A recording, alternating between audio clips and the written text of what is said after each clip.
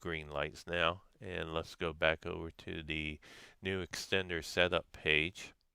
Now let me mention real quickly, if you don't get this page automatically being open, you can always manually type it in up top here. Type in www.mywifiext.net, and I'll have that in the video description as well.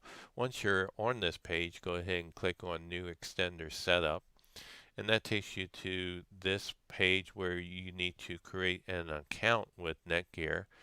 And you can't get by this or past this or skip this. So I'm going to go ahead and do this, and then once you're completed and once I've completed it, we'll click on next, where you're prompted to either use the Netgear Wizard or Genie to complete the setup or do it manually.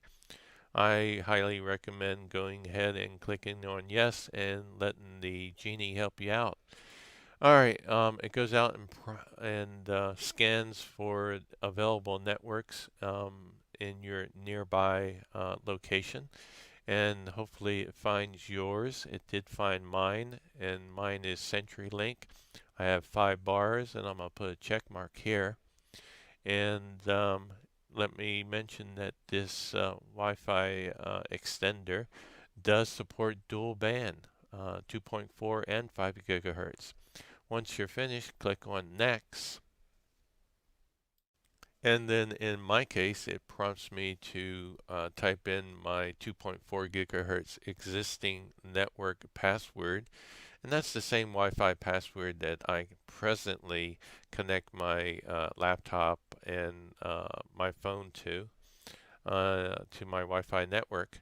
And I'm going to type that in. And if you want to see it, you can click on Show Password. Once you're finished, click on Next. And then it comes back and allows you to do something I like very much, and that is to customize your SSID number, or name rather, and we can change the name of the 2.4 gigahertz network on the extender to NIC 2.4 in my case. And also you can keep your existing password, or you can change the password, or make it none. And you can do the same on the 5 gigahertz as well. And I'm going to change that to NIC 5, even though I don't have dual band on my network. And you get the 3 prompts that allows you to, change your password if you like. And then click on Next, where it goes out and applies those settings, and once it's completed, it comes back and gives you a summary of what's in the box as far as setup is concerned. And you can read that, and once you're happy with it, put a check mark next to click the continue button after you connect your Wi-Fi devices, and then click on continue. Whereas we get the last page, which says you are not connected to your extender's Wi-Fi network, and you can read through all this information if you like, but at this point let's go over to our computer here and attempt to make a connection by left clicking on our Wi-Fi icon. And let's see, we get the list of Wi-Fi networks that are available, and up here you can see I am presently connected to my CenturyLink, and here is the 2 extenders, the 2.4 and the 5 gigahertz, and I'm going to click on NIC 2.4, and I'm going to uncheck the connect automatically and click on connect. And I'm going to go ahead and type in my existing Wi-Fi password because I did not change that during the setup.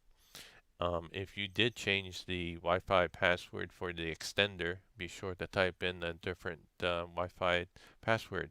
Alright, I'm going to click on Next, and it verifies and attempts to connect, and it did connect. So I'm now connected to my extender, the NIC 2.4 network, and as you can see, I opened up a browser and it went right to Google. Alright, I am connected to the internet via the NIC 2.4 Wi-Fi extender, and before we leave, let me show you what the Wi-Fi extender presently is looking like when it's plugged into the wall outlet here. And all 4 lights, the power light, the router, the device and the W.P.S are all lit green. Okay, that's the end of this video. Subscribe if you like, and leave a like if you like.